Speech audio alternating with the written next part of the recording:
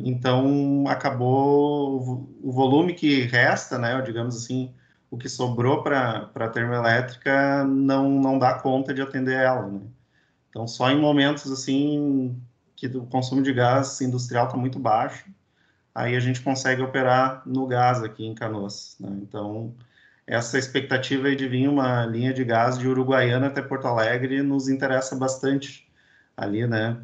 Então, poderia voltar a viabilizar aí a operação no gás, né? É, Mas como é uma... ali eles falam até em trazer da Bolívia também, né? Bom, se abrir, abre para todos, na verdade, né? É, Para nós não é tão perto da Bolívia, né? Da Argentina deve ser bem mais é, prático, né?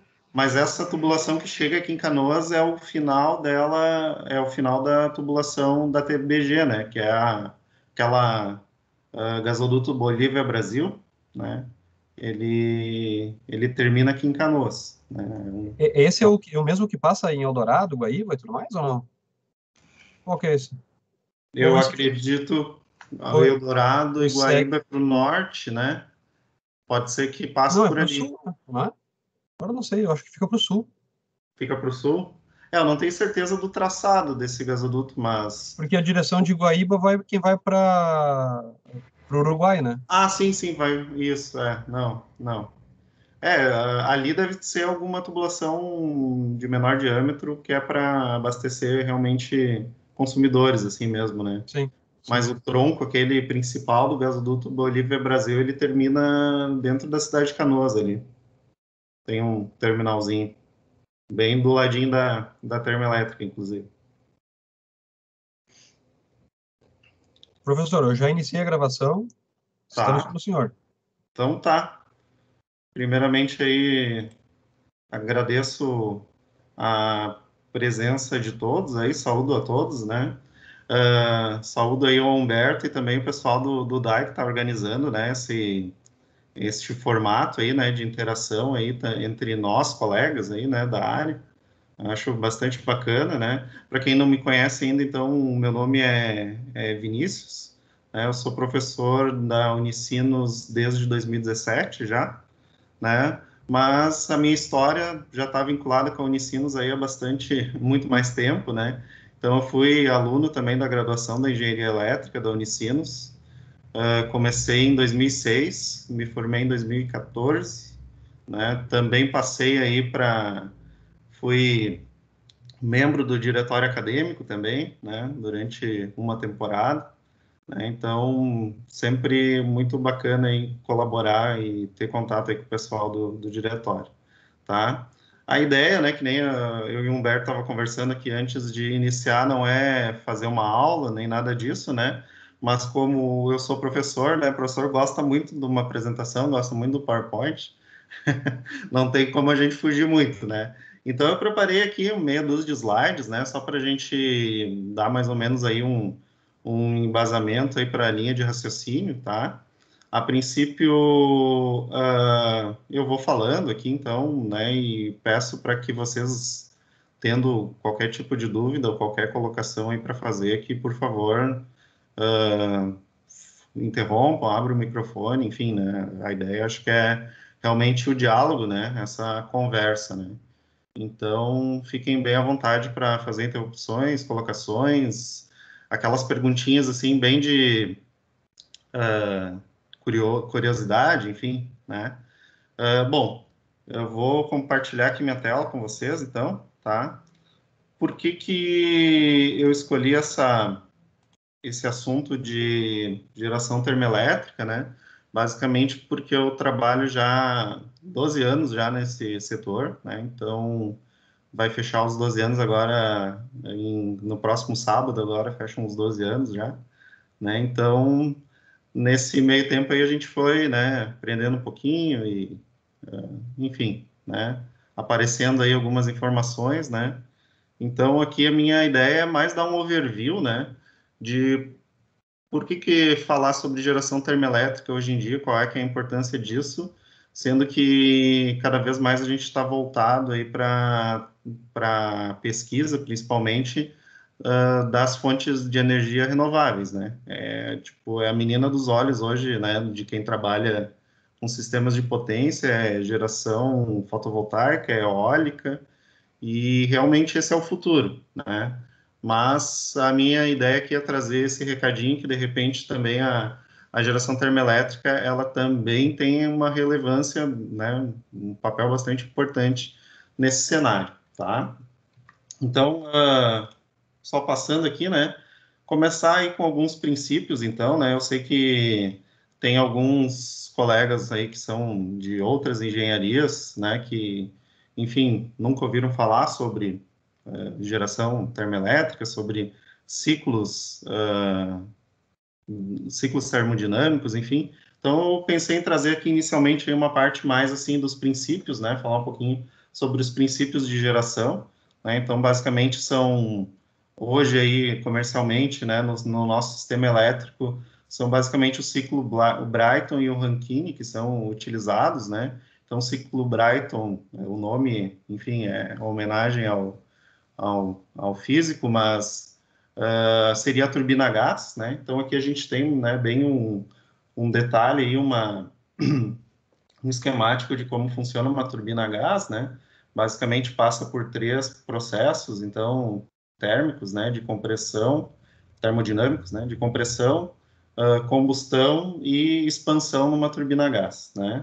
Vocês podem reparar aqui, né, que o combustível, então, ele entra aqui na câmara de combustão junto com o ar comprimido, né? E dessa câmara de combustão, então, saem gases quentes aí com uma temperatura bastante elevada aqui, né? Esses números aqui são bastante reais e bastante próximos aí, inclusive com os equipamentos que a gente tem aqui na UTE Canoas também, tá?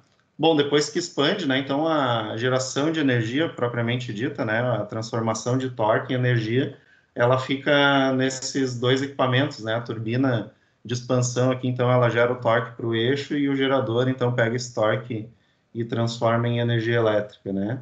E ainda assim, né, pessoal, sai aqui gases de exaustão dessa turbina a gás com uma temperatura aqui, uma quantidade de calor bastante elevada aqui, né? Da ordem de 550, 600 graus Celsius aí, a temperatura dos gases quentes, tá? Então, aqui uma figurinha e um corte aí de uma turbina a gás. É tudo dentro do mesmo equipamento mesmo, gente. É uma carcaça só, né? Então, aqui a parte verde são palhetas de um compressor aqui axial, né? Então, o ar, ele entra aqui nessa parte azul, aqui ele está na pressão atmosférica. E cada estágio aqui de compressor, né? Vai comprimindo mais, vai aumentando a pressão, chegando a 14 vezes a pressão atmosférica aqui no final. Depois esse ar, então, ele entra aqui na câmara de combustão, né? Normalmente, ou é uma câmara de combustão anelar ali, que pega todo o círculo ali da turbina, ou são várias câmaras de combustão distribuídas, né? Enfim, depois, então, esses gases, eles se expandem aqui, né? Aqui são as palhetas, o rosinha aqui. As Professor, palhetas... Diga?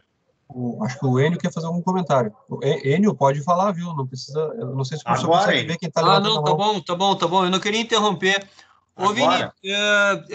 eu me lembro até das aulas que tu comentou desse processo. Não sei se eu vou conseguir assistir a palestra toda, tenho que dar banho na minha bebê. Depois eu queria ouvir falar sobre futuro e tal, mas enfim. Aham.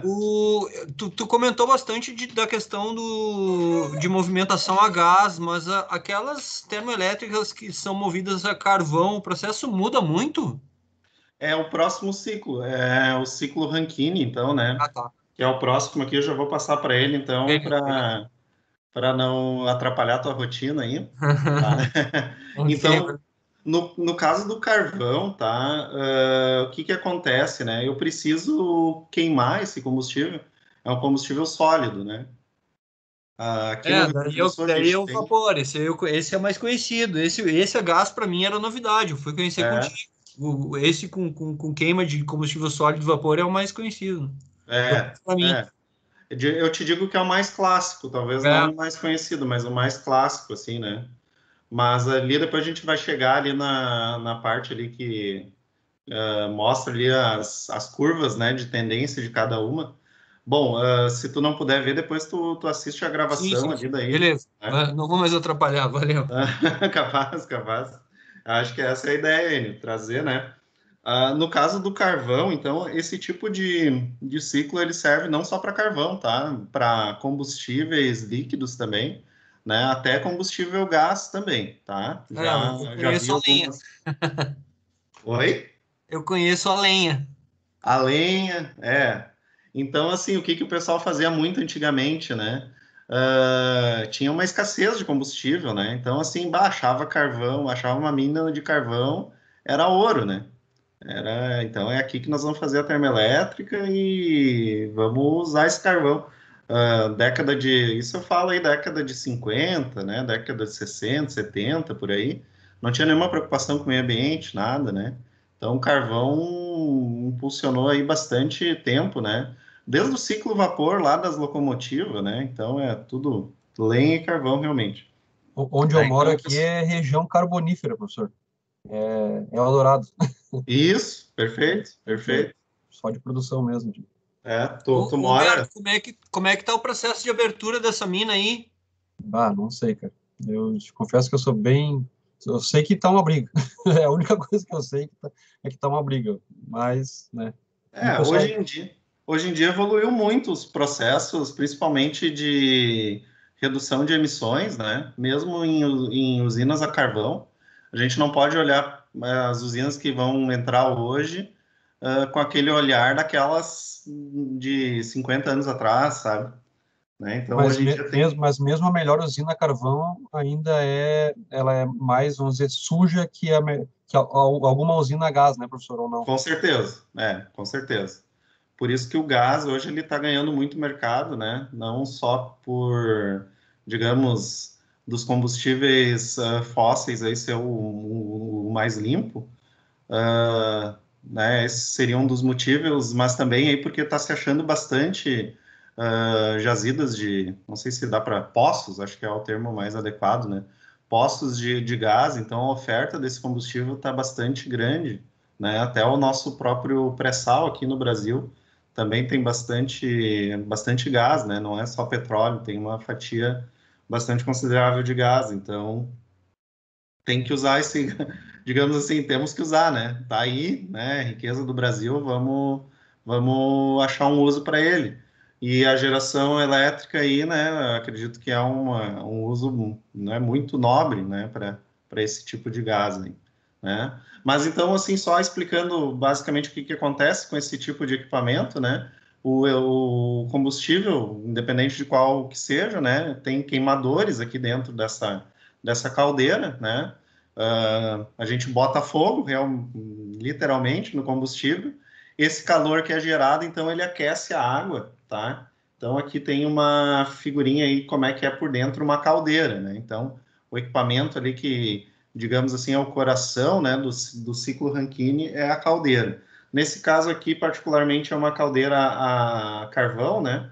Então, fecha aí com a curiosidade do Enio, né? Então, o carvão, por ele ser um sólido, né, ele passa aqui nessa esteira, né, e vai pegando fogo ali, né, conforme vai passando aqui na esteira, né, os detritos vão saindo aqui na parte de baixo, né, mas então esse calor irradiado aqui, né, a convecção e irradiação do calor aquece essa água, né, que está passando aqui, tem vários tubos, então, dentro da caldeira, né, e aquece essa água e gera vapor, né? Pode pensar aí como uma grande panela de pressão, né? Só que, claro, né, para aumentar ali a troca térmica é feito a água passar dentro de tubos, que aí eu consigo ter uma maior superfície, né, de troca de calor entre o calor, né, do combustível queimado e a água que está dentro dos tubos, né? Gerando esse vapor, então, né, aqui tem um reservatório que faz o acúmulo do vapor e separa ele da água, né? Então o vapor, como ele é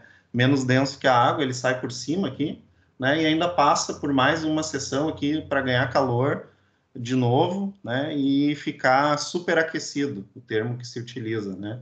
Ficar bem seco, né? Para evitar de quando ele chegar lá na turbina, além de ter mais energia nesse vapor, né? A gente colocou ele numa temperatura muito maior, evita de quando ele chega lá na turbina a vapor de condensar, né? E o condensado ele é prejudicial para as palhetas da turbina, tá? Então aqui, né, basicamente nesse caso precisa de mais de um equipamento, precisa de uma caldeira, precisa de uma turbina a vapor, né? Um condensador que faça esse vapor virar água de novo, né? E uma bomba para mandar essa água de volta para a caldeira, né? Como é uma água, não é qualquer água, né? Para a gente colocar, trabalhar nesse tipo de processo, uma pelas palhetas da turbina, que não pode ficar nada incrustado, né? Também aqui dentro dos...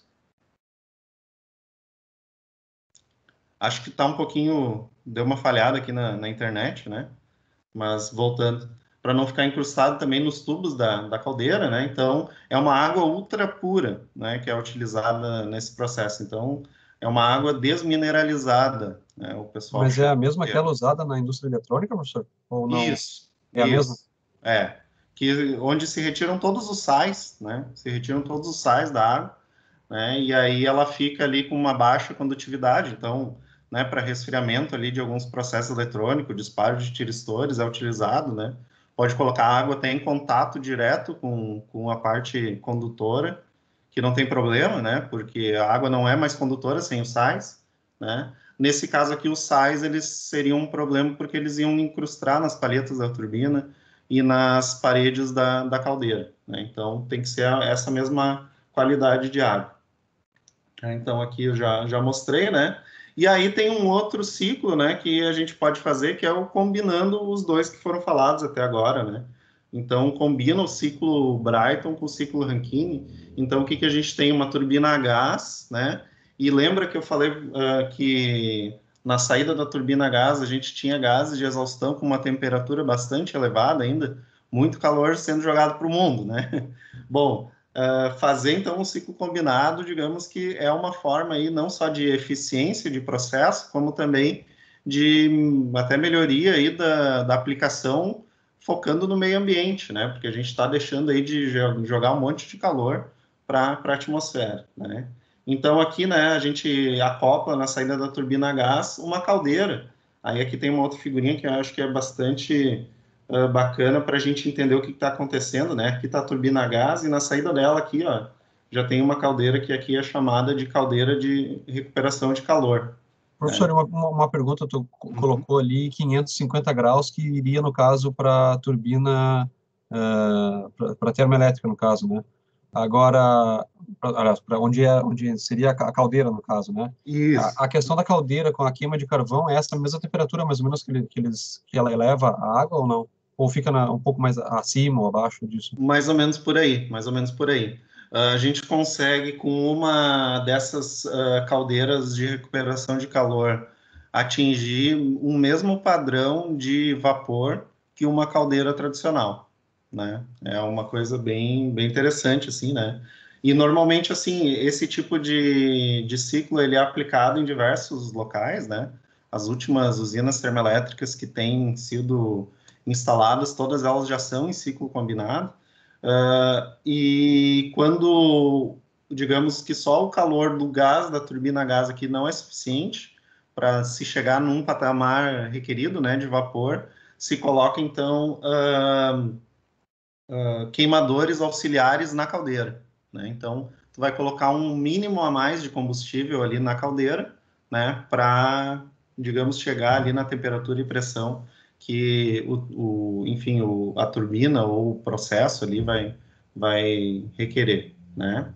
Então, dessa forma aqui, pessoal, só para a gente ter uma noção, assim, de valores, né, de curiosidade, tá? Esse processo aqui de cima, né, só a turbina a gás e colocando calor para o mundo aí, a eficiência desse tipo de ciclo aqui, ela é da ordem aí de 35%, né, aproximadamente, né? Então, tudo aquilo que eu coloco de combustível, né, 35%, né, do que ele tem ali, digamos, de potencial de gerar de energia, né, é gerado, então, 1/3 só é reaproveitado aqui para energia elétrica, tá? Quando a gente faz, e o ciclo Brayton aqui, desculpa, o ciclo Rankine aqui do vapor, ele tem mais ou menos essa eficiência também, né, em torno de 35%, eles separados. Quando a gente faz aqui o ciclo combinado, juntando os dois, eu consigo chegar aí a uma ordem aí de 55% até 60%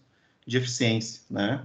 Porque aqui, no caso da caldeira, ela vai gerar vapor e o vapor vai gerar mais energia numa outra turbina, né? Uma turbina a vapor, nesse caso, sem eu incrementar mais nada de combustível aqui no início, né? Então, esse combustível que eu estou colocando aqui é o mesmo que eu colocava antes, tá? Vamos falar de números, então, em megawatts, que de repente a gente consegue, né, perceber melhor a diferença, tá? Uma turbina, então, bastante conhecida aí por mim, uma turbina a gás aqui, com uma determinada vazão de combustível, gera aqui no gerador 160 megawatts, tá? No ciclo combinado, esses 160 eles sobem para 250 megawatts, né? Então, seria 160 no gerador aqui da turbina a gás e mais 90 aqui no da turbina a vapor, né? Então, a gente consegue ver, e eu não aumentei nada na questão de combustível, né? O combustível de entrada é o mesmo. Então, dá para a gente perceber que realmente é um ganho bastante considerável, assim, né? De 160 para 250 megawatts, tá? Então, basicamente, sobre ciclos, né? A minha intenção não é que todo mundo saia expert daqui em ciclos, né? Mas, assim, ao menos para a gente dar uma comentada, né? Enfim, tem livros aí, né, sobre termodinâmica, principalmente para quem tiver interesse depois em pesquisar mais. Eu sugiro o Cengel, com C cedilha mesmo, é um livro de termodinâmica bastante bom, assim, né? E ele explica isso com bastante detalhes, tá? Então, vamos falar um pouquinho agora sobre panorama, que eu acho que era a minha promessa ali do início do encontro, né? Então, assim, pessoal, a gente tem, né, hoje em dia aqui, né, esse gráfico aqui, ele é da IEA, né, Associação Internacional de Energia, tá? Em 2019, então, aqui foi feito um levantamento, né, por eles, né, e divulgado esse ano, sobre as capacidades, então, de geração de energia no mundo inteiro, né? Para surpresa, talvez, de muitos aqui, o que toma o primeiro lugar ainda é o carvão, tá? É a fonte que é mais utilizada aí para geração de eletricidade, né? Então, agora não estou falando só de termoelétrica, né? Então, a gente tem aqui o carvão em primeiro e o gás em segundo, ou seja, termoelétrica mandando no mundo, né? Tá? Aí as renováveis, digamos assim, começam aqui do terceiro lugar para baixo, né? Então, hidrelétrica, depois ali solar e eólica quase empatando, né? E a nuclear, né? A gente percebe que tem mantido aqui um patamar há alguns anos já, né? Algumas décadas já não tem se investido mais em nuclear, né? Tanto que o Brasil aqui tem a Angra 1 e a Angra 2, e a Angra 3 está lá o esqueleto dela há décadas já, né? E vai fazer, não vai fazer, vai fazer, não vai fazer. Acho que agora, finalmente, o Ministério de Minas e Energia simplesmente deixou de lado esse projeto, tá? Mas para os próximos 20 anos, né? Então, as perspectivas aí, a gente percebe isso também no dia a dia, né? De todo mundo não digo, né? Mas cada vez mais a gente vendo painéis fotovoltaicos sendo instalados em residências ou até em empresas, enfim, né? Então, só no grupo da elétrica, disparada. só no grupo da elétrica ali de aluno deve ter uns 4 ou 5 que tem empresa que faz instalação de painel solar. Tem bastante gente. Eu mesmo botei em casa, né? Não sei. Fora formados, né? Que também trabalham. Tá, mas essa geração de 3.000 gigawatts só com solar, com a tecnologia que a gente tem hoje? Isso aqui é capacidade instalado para daqui a 20 anos, tá? É 2040, Eliane. Seria 2040 sim, mas aqui. considerando isso com a tecnologia que a gente tem hoje... Olha, ele não considera botar em em residência, né? Bota na casa de cada um, vai somando. Puxa vida, hein? Fantástico. Eu acho que aqui está somado tanto a distribuída quanto as usinas, né, com vários painéis agrupados. Mas Enio, só para te ter uma noção assim de como as coisas evoluem rápido, tá? Eu fiz processo seletivo para entrar no mestrado em 2014 e lá a eficiência dos painéis aí ela era em torno de 10%, próxima de 10%, né? Sim. E hoje em dia a gente já tem painéis aí superando 20% de eficiência, né? É disso que eu estou falando, como isso é uma previsão para daqui 20 anos, né? Provavelmente eles devem estar prevendo também que vai haver um aumento da eficiência do solar, para te conseguir alcançar uma quantidade tão absurda, né? Tu vai passar todas as outras. É isso? Claro. Não, e já tem gente, inclusive, que comprou esses painéis, instalou painéis aí 10 anos atrás, né? Já Os tá trocando. painéis, eles têm 20, 25 anos de vida útil, né? E o pessoal já está trocando, porque aquele de 10 anos atrás já se amortizou, já, né, o investimento, e hoje em dia o cara encontra ali um outro que vai gerar o dobro, ocupando o mesmo espaço, né? Então já está acontecendo isso, né? O problema disso, né, dessa troca é a questão do lixo, né? Do lixo que vai sendo gerado aí, né? Então, assim, não Mesma existe... questão de carro elétrico, bateria, toda essa questão aí. Enfim, isso saindo do fórum agora, mas tudo bem. Não existe... Pode falar, Gabriel. Será que isso ali não retrata um pouco, em termos comparativos, daqui a pouco, o que a solar vai tomar? Porque realmente ela ser uma das principais fontes de energia, claro, a gente está falando 2040, né? Uhum. Mas hoje a gente sabe, ainda mais eu fiz alguns levantamentos aqui para empresas de usinas, e aí tu vai para olhar o que gera uma usina e a área que tu precisa, né? Nossa, vão ter que cobrir o mundo com placa solar. Mas tem bastante espaço, né? Acho que tem bastante espaço no planeta. Então, Depois que queimarem a Amazônia inteira, vai ter bastante espaço. Não tem nada, eu digo assim, não tem como a gente transformar energia, né? Gerar energia elétrica sem trazer algum impacto, né? Agora, o professor, eu não sei, eu sei que é uma previsão, né? Não sei como é que eles fizeram a questão de expectativa, de quanto eles botaram nesse percentual ali para 2040 de geração distribuída, né, que nem tu falou, ou das micro-usinas aí, né? Mas tem uma questão da solar que eu não sei como é que fica, mas, por exemplo, assim, ó, tem um limite que tu pode conseguir gerar, por exemplo, vamos imaginar num bairro residencial de uma cidade, por exemplo, que não tem indústria, que é só residências, por exemplo, e todo mundo bota painel solar. Essa energia vai para quem? Porque se não tem ninguém consumindo, por exemplo, tu chega num limite ali, tu não vai mais gerar, pelo menos receita, talvez tu não vai gerar nenhuma, né, para ti. Não, sem dúvida, Humberto.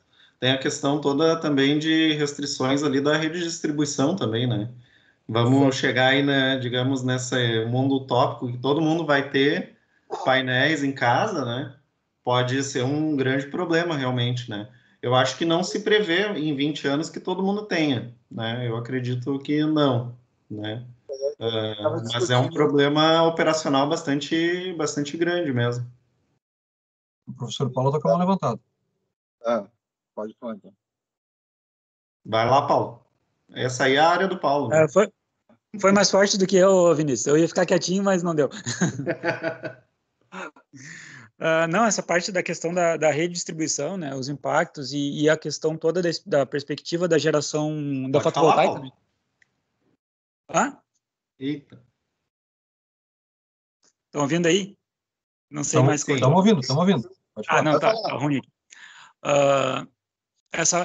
Tem essa perspectiva ali, mas é em termos de potência instalada, né, de capacidade, né? Então, tem as variações em termos da potência que está sendo instalada, disponibilizada, de quanto isso vai ser de energia gerada efetivamente. Então, tem todas as variações sazonais, a questão de sombreamento, enfim, os dias de céu claro, encoberto, aquela coisa toda.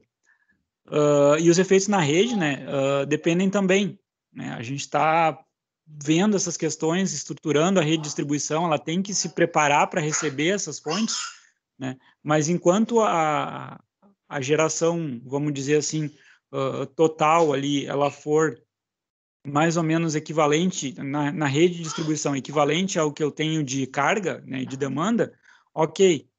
Né? O problema é quando ela começa a inverter o fluxo, né? Os horários de maior geração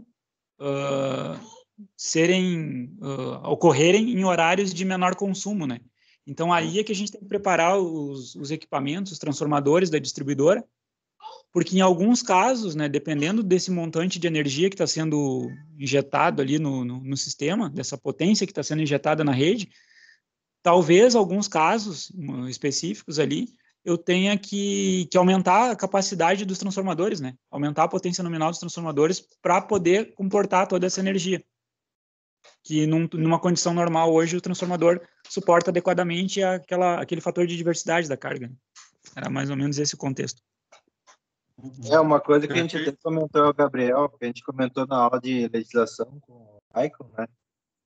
Eu acho que a Solar está vindo para ajudar em alguns termos e até ele é muito adepto do carvão, né, e das outras fontes, tanto que ele comentou da Europa, por isso que o carvão hoje na Europa é muito carvão, porque não se tem muita hidrelétrica, né?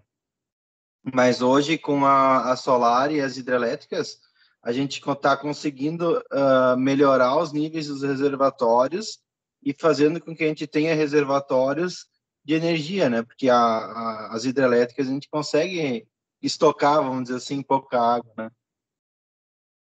Perfeito, perfeito, Gabriel. Muito bons comentários. Eu percebo dessa forma também, né? Que para ter toda essa solar aqui, só lembrando, no mundo, né? E como o professor Paulo ali falou também, é de potência instalada, né? Não é que vai estar gerando sempre 3.000 GB ali, né? Nos sistemas ao redor do mundo, né? Mas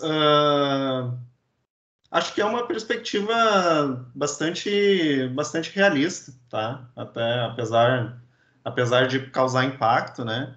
E acho que cada vez mais a gente está indo para esse lado aí de investir realmente nas renováveis, né? Se a gente reparar aqui, né, pelo lado da termoelétrica, então, né, das termoelétricas, o consumo de carvão aqui vai praticamente estabilizar, né, pelas perspectivas aí da Agência Internacional de Energia, né? Cresceu bastante aí nas últimas décadas, mas a tendência é que agora, né, tenha uma desaceleração aí na questão de investimentos, né? Então aqui daqui a pouco essa de Eldorado vai ser uma das últimas aí que a gente vai ver daqui a pouco aí no Brasil sendo instaladas, né? Porque realmente o que a gente vê mais hoje em dia sendo instalado, né? Se a gente pegar o litoral aqui, né, e ir de carro para o litoral, é muita eólica, né, sendo instalada. Nordeste, aí, quem visitou nos últimos 5 anos, não consegue andar aí 20 quilômetros sem ver, né, um cataventinho lá de eólica também, né? Então, e acredito que grande parte dessa solar vai sim estar focado ali, né, numa usina, né, numa microusina, tá? Então, são essas as perspectivas aí, né? A termoelétrica, ela vai crescer sim, né? Mas a partir aqui do gás natural, né?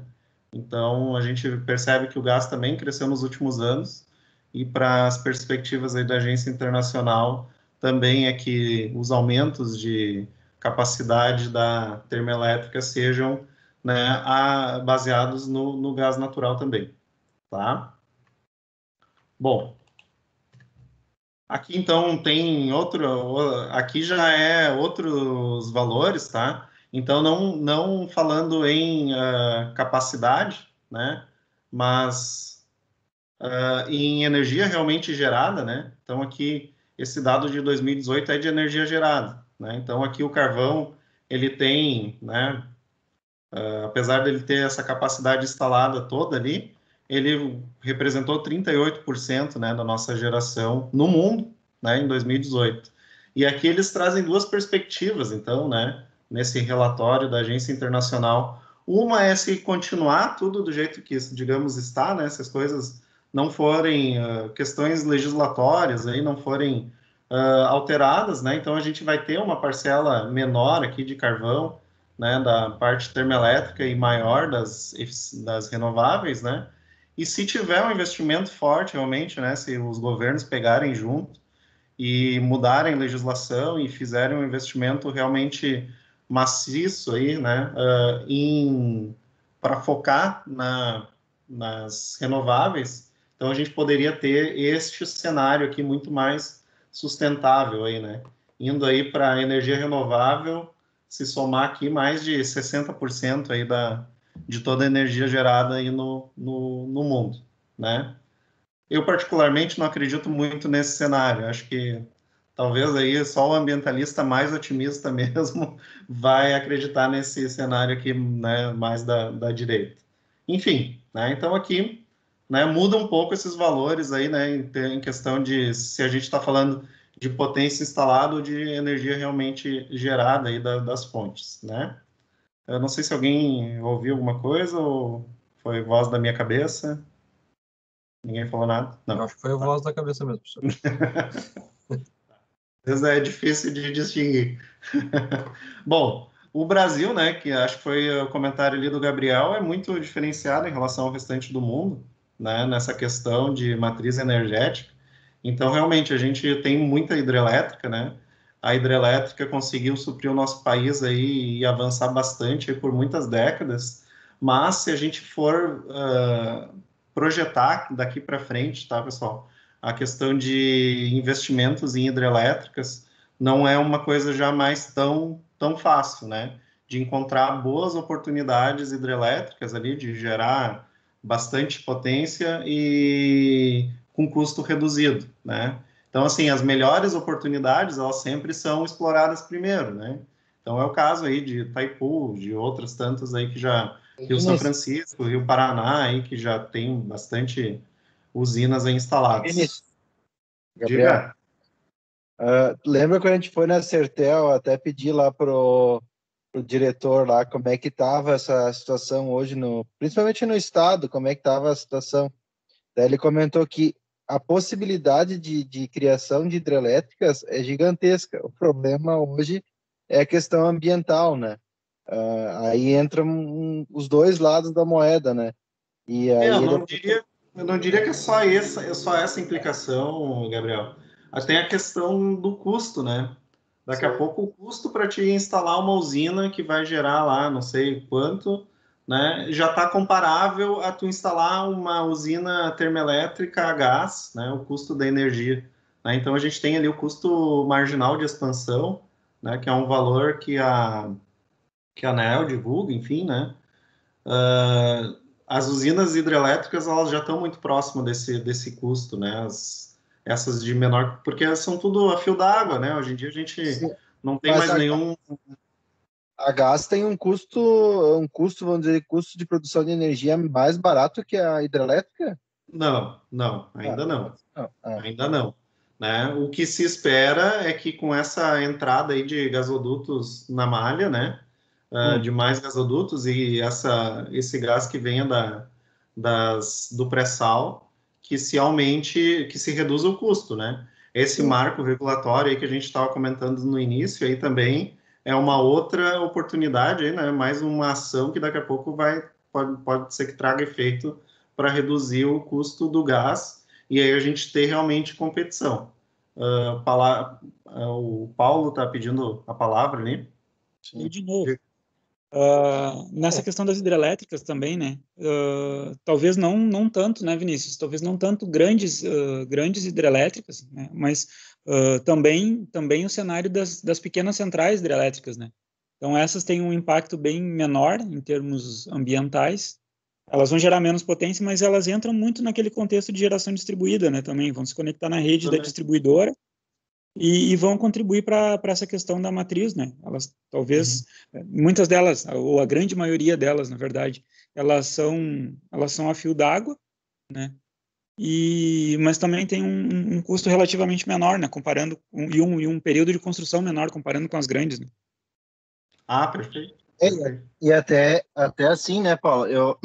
A gente fez um levantamento, te lembra que até comentei contigo, a gente estava fazendo um levantamento aqui na empresa de fazer uma usina solar e tal.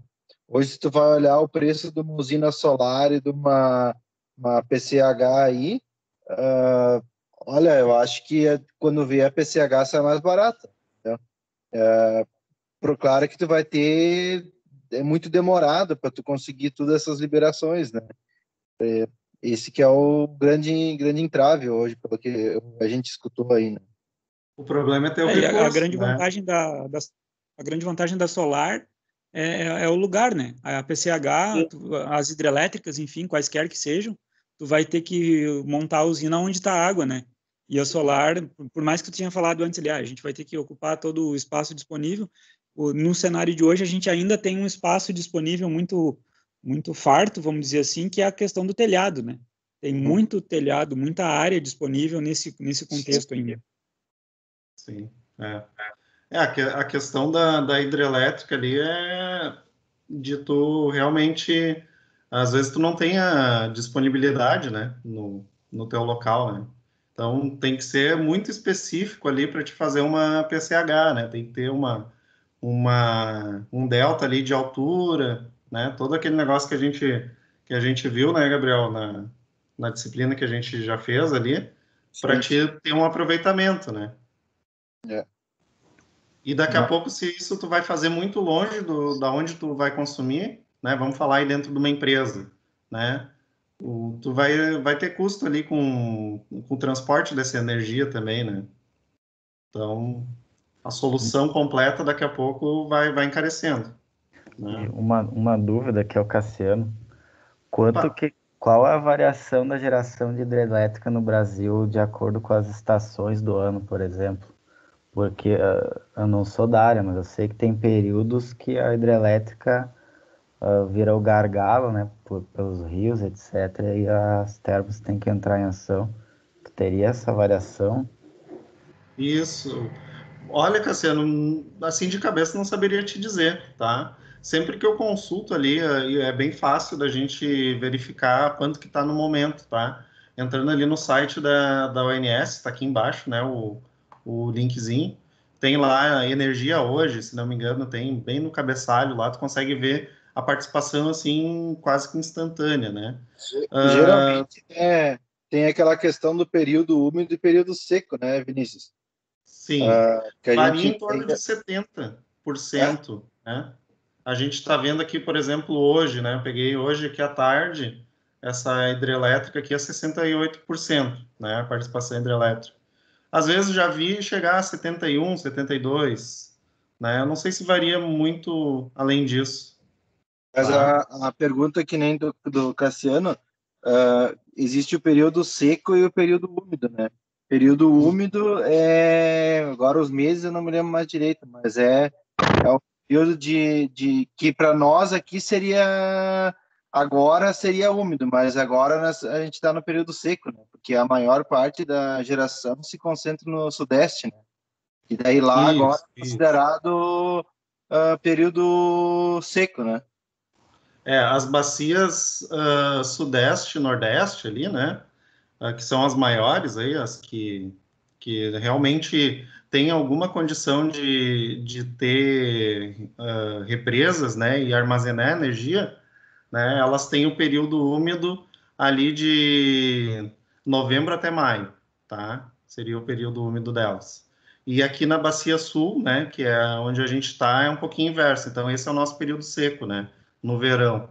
E aí muda para nós aqui, quando lá está no período seco, né, que é de maio até novembro, daí para nós aqui estaria no período úmido, né? Mas a gente não tem muita capacidade de reserva, não, aqui no eixo sul, não, né? Então, digamos assim, o sim se baseia mais pelas bacias lá do Sudeste e do Nordeste, que são as que realmente têm aí uma capacidade de reserva mesmo, né? E depende também, né, o Vinícius, principalmente que nem tu falou do reservatório, né, capacidade de reserva, do tamanho desse reservatório, da margem que ele tem de regulação. Tem alguns reservatórios que conseguem se sustentar por várias semanas e meses, assim, né, sem chuva. Aí pega as usinas a fio d'água aqui, a gente tem o exemplo de uma usina de maior porte, ali, as usinas da Ceram, aqui no Rio das Antas, né, elas são usinas na ordem de 100 megawatts cada uma. Uhum. E dependendo do ano, do período, enfim, de seca que a gente tem, ela chegou a não gerar nada no mês inteiro. Teve uma usina, uma delas não gerou nada o mês inteiro.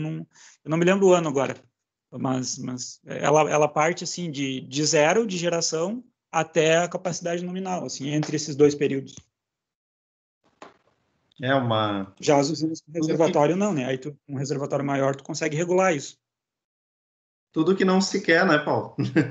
Que é essa variação toda aí, né?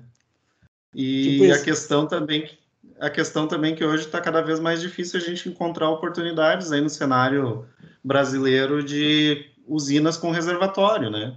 Todas aí, as últimas grandes aí que foram lançadas, aquela no norte lá agora, como é que é o nome mesmo dela? Me fugiu agora o nome. Belo Monte? Não. Qual? É Belo Monte? Belo Monte? Isso. E a Santo Essa... Antônio também, né? Que é a Fio d'Água lá. Santo Antônio lá também Isso. é aquela que abriu o disjuntor aquela vez. Isso. Mas ambas elas, né, elas têm reservatório, elas têm ali barragem, mas são consideradas a fio d'água, porque o reservatório delas, enfim, não tem ali uma capacidade, né, que para esse cenário que tu comentaste, né, Paulo, de se parar de chover e a gente enfrentar um período seco aí, de continuar por vários dias ali só com o que a gente tem de água reservada, né, de água represada, né, então elas têm represa, mas mesmo assim são consideradas a fio d'água, porque, enfim, infelizmente, né, começa a baixar volume de água no rio, vazão, né, elas têm que já ir controlando também e baixando para não, né, dar aquele corte brusco lá quando for o caso, né. E aí Então, que é a vantagem da térmica, né? Tu garantir a energia firme, né? é verdade. Como a gente já passou bastante, né? Estendeu bastante do horário, eu só vou comentar aqui mais uma coisinha, então, né? A minha pergunta é, né? Bom, a gente fala muito, então, né? E se investe muito e noticiário todo focado, né? Para as fontes renováveis, né? E aí, dentro disso que a gente veio conversando aqui agora, todos aí que participaram, né? É essa questão, grande vantagem aí da energia termoelétrica, né? O que a gente chama aí tem o termo de energia firme, né? Então, é uma necessidade, eu não tenho como expandir o meu sistema, né? Tendo em vista só o enfoque na solar, só o enfoque na eólica, porque, enfim, né? A gente sabe, parou um mês lá que não fez o vento que eu achava que ia fazer, né? Quando eu construí a usina, já quebrou meu sistema, né? Tem a questão aí a solar também, né? A gente só produz durante o dia, né?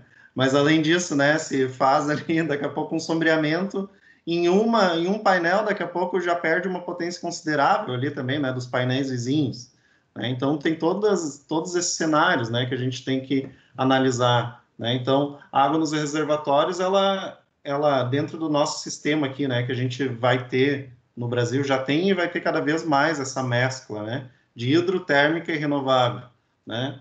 A água no reservatório, então, ela representa, né, uma geração, uma possibilidade de geração futura, realmente, né? Digamos ali que é o grande foco do ONS, é tentar manter esses reservatórios, né? Tentar, digamos, otimizar o despacho energético no Brasil, né, de forma a conseguir reduzir custos, mas principalmente manter a operacionalidade do sistema, né, manter a disponibilidade do sistema inteiro.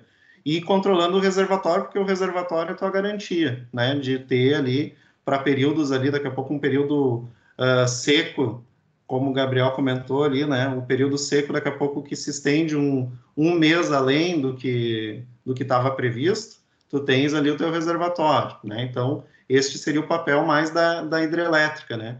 Claro que aqui no Brasil a hidrelétrica, ela, além desse papel, ela carrega o piano também, né? Então, como a gente tem, né, privilégio aí de estar num país que tem essas oportunidades hidrelétricas, né? A fotovoltaica e a eólica, né, elas são fortemente dependentes do clima, então a gente não pode basear a nossa expansão de demanda, né, tendo como responsável a geração fotovoltaica e eólica, né? Então eu coloquei aqui, elas são intermitentes, né? São sazonais.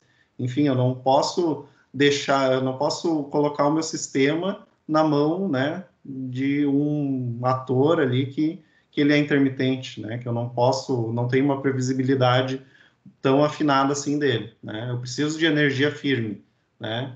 E a termoelétrica, então, né, dentro desse panorama, seria a fonte aí com maior previsibilidade e confiabilidade, realmente, né, para a geração. Eu sei que o combustível está lá, né, é só eu refinar mais, refinar menos, né, mas o combustível não vai faltar, tá? Então, acho que o que eu tinha, assim, para pensado em falar e discutir com os colegas, gostei que vários colegas aí comentaram, seria isso, né? Então, abra aí espaço para outros falarem também, ou os mesmos. Eu vou aproveitar o embalo já, então. Sim. A gente já estava falando bastante.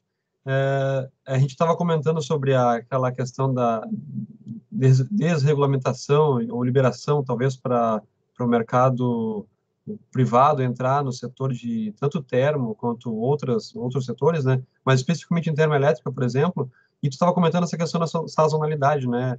Ou problemas que tem, por exemplo, da seca para não utilizar hidro. Então, imaginando o seguinte, ó, a termo, ela entra, ou as outras termos, né, elas entram quando tu tem uma falta de possibilidade de geração na hidro, né, que é a nossa fonte principal aí. E como é que funciona, por exemplo, para uma empresa que vem de fora e tem que investir somente quando só vai ter retorno, talvez, quando tu tem uma parada ou quando tem uma seca.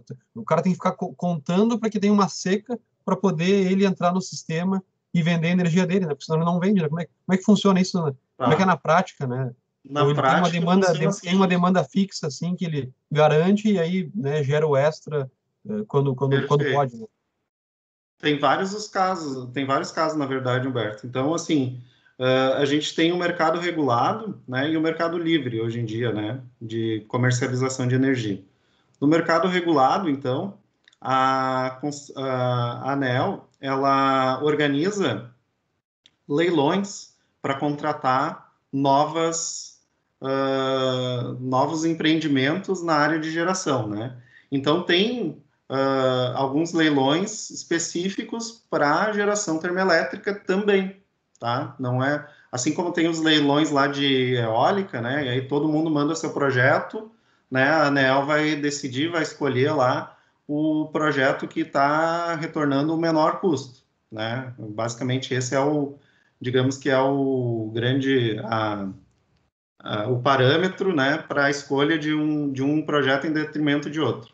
Na termoelétrica, a mesma coisa, né? Então, existe esses leilões aí no mercado regulado para se contratar, né, mais projetos, aí, mais empreendimentos termoelétricos. Esses que são contratados, né, eles têm ali um contrato, então, já regulado, né, com uma previsibilidade para receber o retorno do seu investimento, tá? Então, eles recebem pela energia gerada e recebem também existe um pagamento pela disponibilidade dessas usinas, né? Então, a usina, ela, mesmo parada, ela recebe ali um valor por estar disponível ao sistema, que este é um dos papéis que ela está cumprindo, e o outro papel que ela está cumprindo é o de, então, quando ela realmente entra em operação e gera, né? Então, existem ali valores diferenciados, né, para disponibilidade e para quando essa usina ela entra em operação. Claro que também se ela está disponível e não está, na verdade, né, está ganhando disponibilidade e não está disponível, quando mandam ela entrar e ela não entra, vai pagar multas, então tem todo esse processo, né? E tem também investimento termoelétrico sendo realizado no mercado livre também, né? Então, assim, essa situação de empresas, né? Daqui a pouco você a tua empresa, ela tem, atingindo aqueles requisitos para entrar no mercado livre, lá de carga, né, de tensão, etc., né, ela pode comprar a energia de quem ela quiser. Então, se apareceu lá uma empresa, lá no Nordeste, uma termoelétrica lá, que vai pegar gás regaseificado, que está vindo, sei lá, da onde, por navio, e vai gerar energia e te oferecer, o custo do meu megawatt-hora aqui é R$200. Ah, beleza, vamos fechar esse contrato. Você pode comprar, então, no Mercado Livre, essa energia, né? Então, tem esses dois mercados. Hoje, né? O grande problema hoje, né, Vinícius, é que a energia da termoelétrica, ela é considerada cara, né?